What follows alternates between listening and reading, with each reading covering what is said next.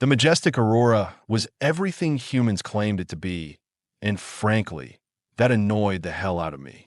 Here I was, Kethmore of the Veltari Trade Consortium, watching these pink-skinned bipeds parade around their so-called unsinkable luxury cruiser like they just invented faster-than-light travel.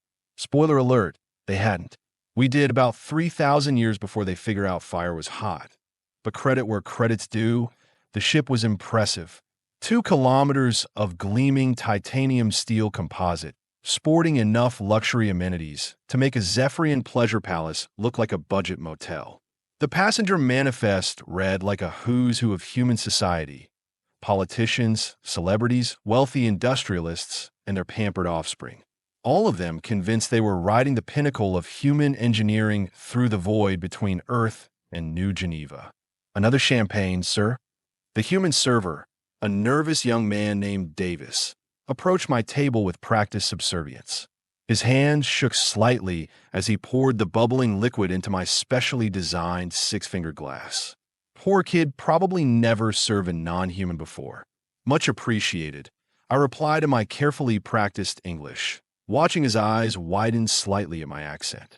Humans always got that look when they heard a Veltari speak their language perfectly, like we couldn't possibly understand their complex grammar and nuanced expressions. Please, I spoke 17 languages before I was out of my egg pouch. From my position in the first-class observation lounge, I had a perfect view of the ship's grand promenade. Humans strutted about in their formal evening wear, the men looking uncomfortable in their restrictive tuxedos, the women gliding in flowing gowns that probably cost more than most beings made in a standard year. They were all so confident, so utterly convinced of their own superiority. Captain Harrison Montgomery stood near the main information terminal, his chest puffed out like a territorial bird as he regaled a group of admirers with tales of his 20-year career commanding luxury vessels. The man had never seen combat, never navigated a real crisis, but he wore his captain's uniform like armor against doubt. His salt and pepper beard was perfectly groomed, his posture military straight, and his voice carried that particular human blend of authority and arrogance. "Ladies and gentlemen," Montgomery announced, his voice echoing through the lounge's sound system, "I'm pleased to report we are making excellent time on our maiden voyage. At our current velocity, we will arrive at New Geneva Station a full 6 hours ahead of schedule." The crowd applauded politely. Humans love their schedules almost as much as they love being early. It was one of their more endearing quirks, actually. Most species I'd encountered were content to arrive sometime within the same solar rotation. Months. They planned everything down to the microsecond. But then again, that obsessive attention to detail was probably why they'd managed to claw their way from primitive tool users to interstellar travelers in just a few millennia. Most species took at least 10 times longer to achieve spaceflight. Months. They went from inventing the wheel to building starships faster than a Kextani mating cycle. Speaking of fast development, I spotted Lieutenant Commander Jake Morrison across the lounge, his military dress uniform crisp despite the relaxed atmosphere. The man carried himself like a coiled spring, all controlled energy and barely contained intensity. His dark eyes constantly scanned the room, cataloging threats that probably didn't exist. Classic human military paranoia. Morrison caught my gaze and nodded respectfully. We'd been introduced earlier by the ship's social coordinator, and he'd surprised me by speaking passable Veltari. Apparently, he'd served on joint operations with our military forces during the Cretan conflict. Smart human. Most of his species never bothered learning alien languages. Enjoying the voyage, Ambassador Kethmore. Morrison approached my table, his stride confident but not aggressive. Military training at its finest. "Quite thoroughly, Commander," I replied, gesturing to an empty chair. "Though I must confess, I'm curious about your security arrangements. This is quite the collection of high-value targets you have assembled." Morrison's expression darkened slightly. "We have got standard protocols in place. Nothing to worry about on a civilian cruise like this." "Of course not." I agreed, though something in his tone suggested otherwise. Humans were terrible liars when it came to concealing concern. "Still, One can never be too careful in deep space. Before Morrison could respond, the ship's intercom crackled to life. Attention passengers and crew, this is Navigation Officer Lou speaking. We are currently passing through the Andromeda debris field, approximately 47,000 kilometers from our planned route. You might notice some slight course corrections as we navigate around the larger asteroids. Nothing to be concerned about. I felt my secondary hearts skip a beat. The Andromeda debris field wasn't on any standard shipping lane. Why were they taking this route? Morrison must have seen the concern on my face because he leaned forward slightly. Problem, Ambassador? Perhaps. I murmured, my mind racing through stellar navigation protocols. The Andromeda field is notorious for its unpredictable ice formations. Most experienced pilots avoid it entirely. Ice formations. Morrison's hand instinctively moved toward where his weapon would normally be holstered. Military habits died hard. Cometary debris, mostly, I explained, trying to keep my voice calm. The field contains fragments from at least 30 different comet systems. Some pieces are larger than small moons, and they're composed almost entirely of ultradense ice compounds. The gravitational interactions make their trajectories completely unpredictable. Morrison was already pulling out his communication device. I need to speak with the bridge. But before he could make the call, the ship's lighting flickered. Just for a moment, but long enough to make every conversation in the lounge pause. The gentle hum of the engines shifted pitch slightly, and I felt the subtle change in artificial gravity that indicated an emergency course correction. Captain Montgomery's voice returned to the intercom, though this time it lacked his earlier confidence. Ladies and gentlemen, we are experiencing some minor navigation challenges due to unexpected debris density. All passengers are advised to remain in their current locations while we make some adjustments to our flight path. Minor navigation challenges, Morrison repeated grimly. That's military speak for we are in deep trouble. I had to admire the human capacity for understatement. Even when facing potential disaster, they maintained their composure through linguistic minimization. Of course, having spent considerable time studying human psychology, I knew this was actually a coping mechanism. When things got really bad, humans got really calm. Right before they got absolutely insane, the ship lurched suddenly, throwing several passengers off balance. Champagne glasses crashed to the floor, and someone screamed from the lower deck. The lights flickered again, longer this time, and I heard the distinctive whine of emergency systems activating.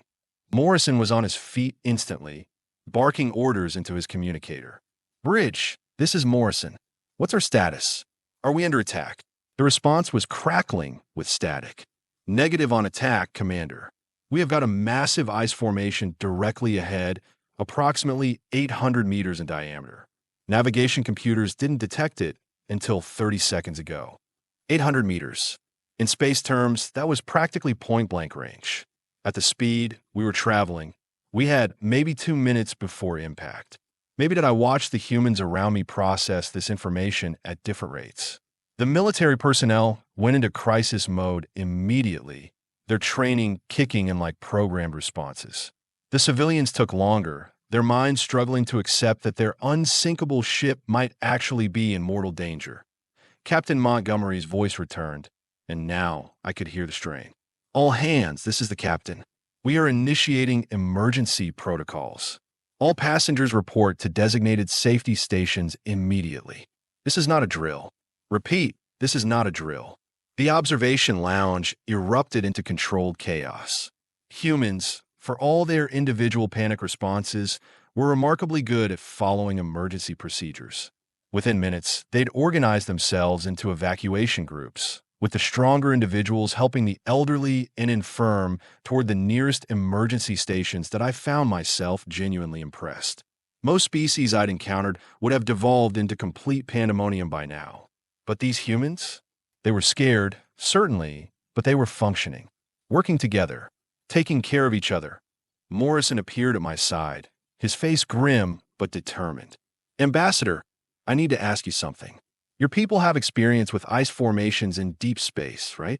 Unfortunately, yes, I replied, already knowing where this was headed. Could you help our navigation team? We might need every advantage we can get. I should have said no. Should have focused on getting to my own emergency pod and ensuring my survival. After all, this wasn't my ship, wasn't my species, wasn't my problem. But looking around at these humans, watching them help each other despite their fear, something stirred in what my people might generously call a conscience. "Lead the way, Commander," I said, standing and adjusting my formal robes. Though I should warn you, ice formations of this size rarely travel alone. Morrison's face went pale. "What do you mean?" I replied as we rushed toward the bridge. That 800-meter chunk might just be the tip of something much, much larger. The ship shuddered again, more violently this time, and I heard the distinctive sound of hull plating under stress. Somewhere in the distance, emergency alarms began wailing, their urgent tones mixing with the increasingly frantic voices of crew members coordinating damage control efforts. As we reached the bridge access corridor, I caught a glimpse through one of the reinforced windows. There, hanging in the void like a glittering mountain of death, was the largest ice formation I'd ever seen. It stretched beyond the limits of visibility, its surface reflecting the Aurora's running lights in millions of prismatic fragments. Beautiful, absolutely beautiful, and completely unavoidable. Morrison saw it too, and I watched the blood drain from his face. "Jesus Christ," he whispered. "I don't think your deity is going to help us with this one, Commander," I replied grimly. "But perhaps human stubbornness will. Because if there was one thing I'd learned about humans during my time studying them, it was this: they didn't know when to quit. When faced with impossible odds, when confronted with certain death, when logic and reason demanded surrender, humans just got more determined. It was simultaneously their greatest strength and their most infuriating weakness. And right now, trapped aboard a luxury cruiser, hurtling toward an ice mountain the size of a small asteroid, I found myself hoping that human stubbornness would be enough to keep us all alive. The bridge doors opened with a hydraulic hiss, revealing a scene of controlled urgency. Officers bent over their stations, fingers flying across holographic interfaces while Captain Montgomery stood at the center of it all, his earlier confidence replaced by the focused intensity of a man fighting for his ship. "Captain," Morrison announced our arrival. "I have brought Ambassador Kethmore. He has experience with ice formations." Montgomery turned, and I saw something in his eyes that made my respect for humans tick up another notch. Fear, yes, but also determination. The kind of iron-willed refusal to accept defeat that had apparently carried his species from cave-dwelling primitives to star-spanning civilization. "Ambassador," he said simply, "any advice would be appreciated." I moved to the main navigation display, studying the readings with growing concern. The ice formation wasn't just massive, it was actively fragmenting, throwing off smaller chunks in every direction. Our sensors were tracking dozens of potential collision courses, and the ship's automated systems were struggling to calculate a safe path through the debris field. "Your navigation computers are treating this like a normal asteroid field," I observed, manipulating the display controls. "But ice formations behave differently. They are not solid throughout. They have internal stress fractures, gas pockets, and structural weaknesses that cause unpredictable fragmentation patterns." "Meaning?" Captain Montgomery asked tersely. "Meaning," I replied, highlighting several danger zones on the display, "that every piece you successfully avoid is going to break apart and create 10 new obstacles. You can't navigate around this formation. You have to navigate through it." The bridge fell silent, except for the urgent beeping of proximity alarms and the steady thrum of overtaxed engines. I could practically hear the humans processing this information, their quick minds racing through possibilities and calculating odds. "Through it," Morrison repeated slowly. "You're suggesting we aim directly at that thing." "Not directly at it," I corrected, adjusting the navigation display to show a narrow corridor of space. "There's a fault line running through the formation's core. If we can hit it at precisely the right angle, with exactly the right amount of force, we might be able to crack it open and slip through the gap.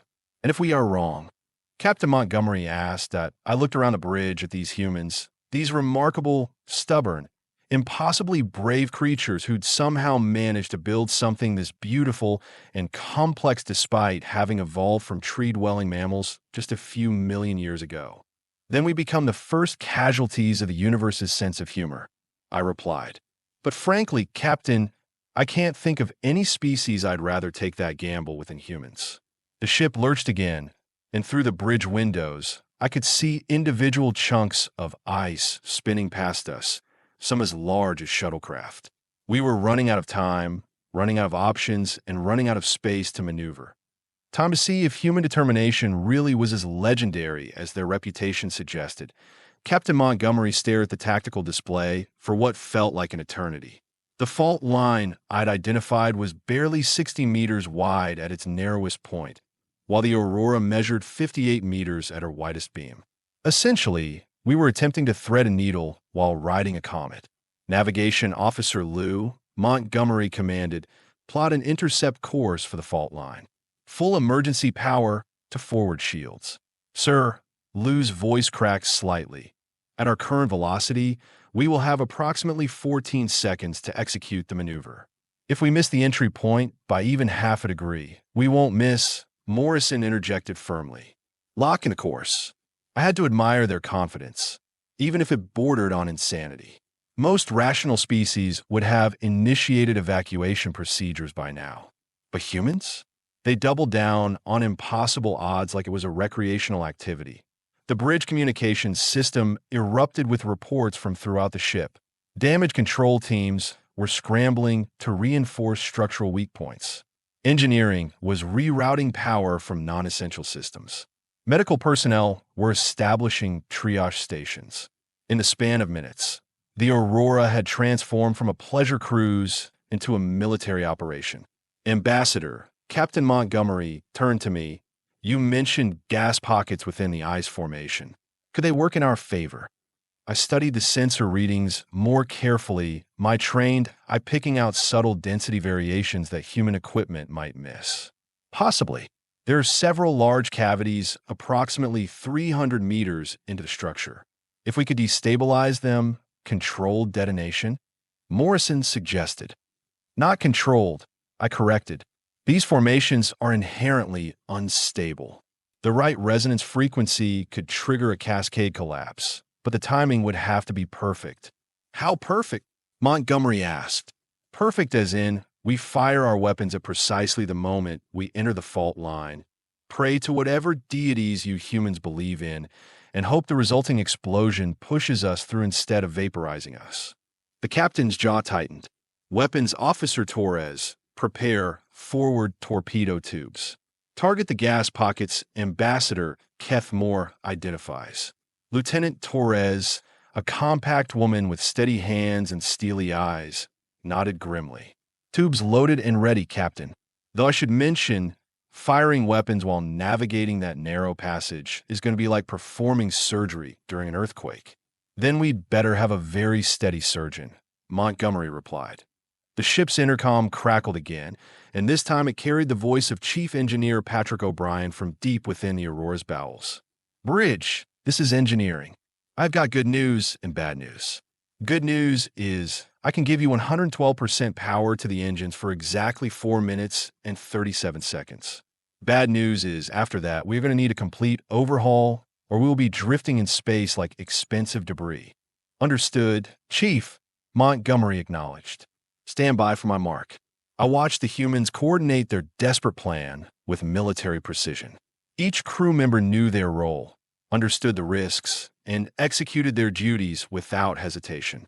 It was like watching a complex dance performed at the edge of annihilation. Through the reinforced bridge windows, the ice formation loomed larger with each passing second. Its surface was a maze of fractures and crystal formations, beautiful and deadly in equal measure. Smaller fragments continued to break away, creating a deadly debris field that our point defense systems were working overtime to clear. Proximity alert, Navigation Officer Lou announced. Impact in 90 seconds. All hands. Captain Montgomery's voice echoed throughout the ship. This is your captain speaking. In approximately 1 minute, we are going to attempt something that's never been tried before. We're going to thread this ship through a gap in that ice formation using a combination of precise navigation, explosive engineering, and what my grandmother would have called pure dumb luck. I won't lie to you, the odds aren't good. But this crew, this ship, and these passengers deserve better than surrendering to physics. Hold on tight, say your prayers, and trust in human ingenuity. Montgomery out. I felt my respect for these creatures climb another notch. Even facing probable death, their captain took time to acknowledge their worth and boost morale. Most species would have focused solely on technical procedures. 60 seconds to impact, Lou called out. The ice formation now filled the entire forward screen, its crystalline surface reflecting the Aurora's lights in dazzling patterns.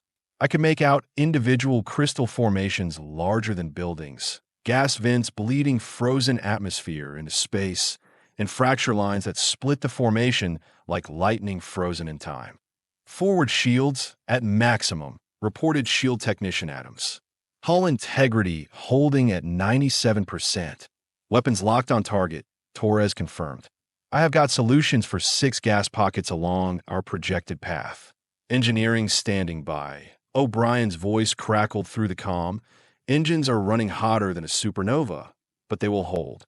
30 seconds. Lou announced, his voice steady despite the magnitude of what we were attempting, and I gripped my chair's armrest with all 6 hands, my alien physiology flooding my system with combat stimulants.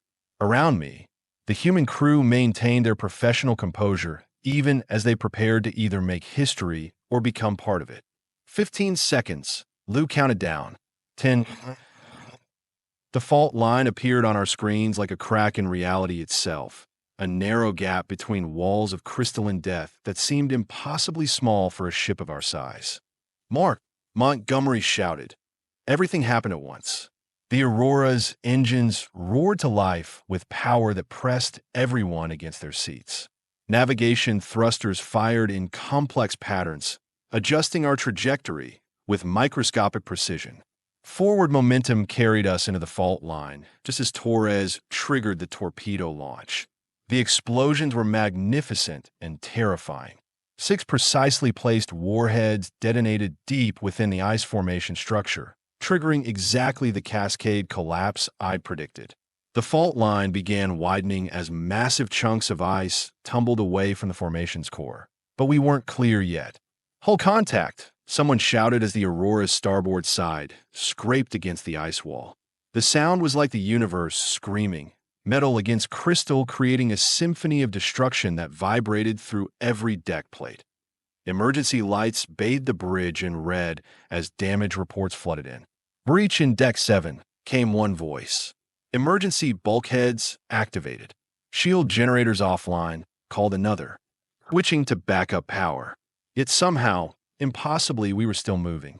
Still threading the needle between walls of ice that should have crushed us like an insect. The Aurora groaned and shuddered, her hull plating buckling under stress that exceeded all design parameters, but she held together. Secondary explosions, I observed, watching the sensor displays. The gas pocket detonations are triggering sympathetic collapses throughout the formation. The entire structure is becoming unstable. Good or bad? Morrison asked tersely. Both, I replied honestly. The passages are widening, but the formation is also fragmenting unpredictably. We are flying through a 3-dimensional puzzle that's constantly changing its configuration. Captain Montgomery stood at the center of his bridge like the eye of a hurricane, calm and focused while chaos swirled around him. Navigation, adjust course 2 degrees port. Weapons, stand by for additional targeting solutions. Engineering, I need everything you have got. You have already got everything I have got and half of what I don't, O'Brien replied through gritted teeth. But I will see what I can squeeze out of these engines. The Aurora bucked and rolled as we navigated the increasingly unstable passage. More ice fragments broke away, some large enough to show up as individual contacts on our sensors. Our point defense systems worked frantically, destroying the smaller pieces while the ship's bulk and shields absorbed impact from debris too large to eliminate. Contact port side, Torres reported. Another scrape, but we are still intact. Through the bridge windows, I watched walls of crystalline ice slide past us with barely meters to spare. The formation's interior was even more beautiful than its exterior, with cathedral-like chambers and delicate crystal formations that had probably taken millennia to form. We were destroying something magnificent and ancient just by passing through it. But we were also proving something important about human determination and ingenuity. Light ahead, Lou announced with barely contained excitement. I'm detecting open space beyond the formation. How far? Montgomery demanded. 200 meters and closing. 60 seconds at current velocity. 60 seconds. We've been inside the ice formation for less than 3 minutes, but it felt like hours. The Aurora had taken damage that would require months of repair work, assuming we survived long enough to reach a shipyard. But barring catastrophic failure in the next minute, we were going to make it. 30 seconds to clear space. Lou counted down again. The passage ahead was widening as the formation continued its structural collapse. What had started as a narrow fault line was becoming a genuine corridor, carved out by our passage and the explosive chain reaction we'd triggered. 15 seconds, 10-5. The majestic Aurora burst free of the ice formation like a bullet leaving a gun barrel, her scarred hull gleaming in the starlight as she cleared the last crystalline protrusions.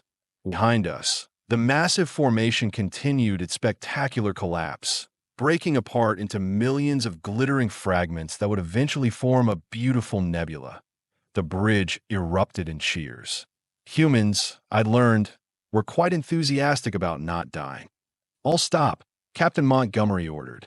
Damage assessment teams, report status immediately. Medical personnel, check for casualties. As the reports came in, the scope of our accomplishment became clear. The Aurora had suffered significant hull damage, multiple system failures, and would need extensive repairs. But remarkably, there had been no fatalities and only minor injuries among the nearly 3,000 souls aboard. Ambassador, Morrison approached my station. On behalf of the human race, thank you. Without your knowledge of ice formations, we never would have attempted that maneuver. On the contrary, Commander, I replied, still somewhat stunned by what we'd just accomplished. Without human stubbornness, we never would have survived it. Most species would have evacuated or surrendered. You people decided to punch a hole through an ice mountain and fly through it. Captain Montgomery joined our conversation, his formal composure finally cracking to reveal a tired but satisfied smile. The Aurora may not be the most beautiful ship in the fleet anymore, but she's earned her place in history. And so has everyone aboard her. Over the following hours, as repair crews worked to stabilize critical systems and restore basic functionality, I found myself observing the human passengers and crew with newfound appreciation. They'd faced genuine mortal danger, experienced terror that would have broken many species, and emerged not just intact, but somehow stronger. I in the observation lounge. Now scarred by emergency bulkhead deployments and debris impacts, passengers gathered to share their experiences. Instead of trauma and recrimination, I heard stories of cooperation, bravery, and mutual support. Humans who had been strangers hours earlier were now bonded by shared survival. Davis, the young server who'd been so nervous around me earlier, approached with a bottle of genuine Earth champagne and a tired but genuine smile. Compliments of Captain Montgomery, Ambassador. He said you'd earned it. Thank you, I replied, accepting the bottle gratefully. Though I think we all earned it. The rescue ships will reach us in about 6 hours, Davis continued. They are sending 3 heavy cruisers and a mobile repair facility. Should have us back to civilization within the week. I nodded, though part of me was reluctant to leave. This battered ship, these remarkable humans, this impossible story of survival against overwhelming odds, it had changed something fundamental in my understanding of the universe. Lieutenant Commander Morrison found me later as I stood in the damaged observation lounge watching the slowly dispersing remains of the ice formation glitter in the distance. Regrets about joining our little adventure? He asked. None whatsoever, I replied honestly, though I suspect my superiors at the Trade Consortium are going to have some very pointed questions about my travel choices. Morrison chuckled. Well, when they ask, you can tell them you helped save 3,000 lives and witnessed the most spectacular piece of navigation in human history. Is that what we are calling it? I asked with amusement. Navigation. History is written by the survivors, Ambassador. And we survived. As the rescue ships appeared on our sensors, their running lights growing brighter against the star field, I reflected on what I'd learned during this voyage. Humans were indeed special, but not for the reasons most species assumed. They weren't the strongest, fastest, or most intelligent beings in the galaxy, but they were the most stubborn. When faced with impossible odds, when logic demanded surrender, when the universe itself seemed determined to crush them, humans simply refused to quit. They found solutions where none should exist, accomplished tasks that violated probability, and somehow managed to make it look routine. The majestic Aurora limped toward the rescue fleet, her hull scarred but her spirit unbroken. In her cargo holds were 3,000 stories of survival, courage, and human determination. In her databanks were sensor recordings of the most audacious navigation attempt in recorded history. And in her observation lounge sat one very impressed alien ambassador, composing a report that would fundamentally change how the Veltari Trade Consortium viewed their human partners. Because sometimes the universe needed species crazy enough to fly through ice mountains just to prove it could be done. Sometimes the universe needed humans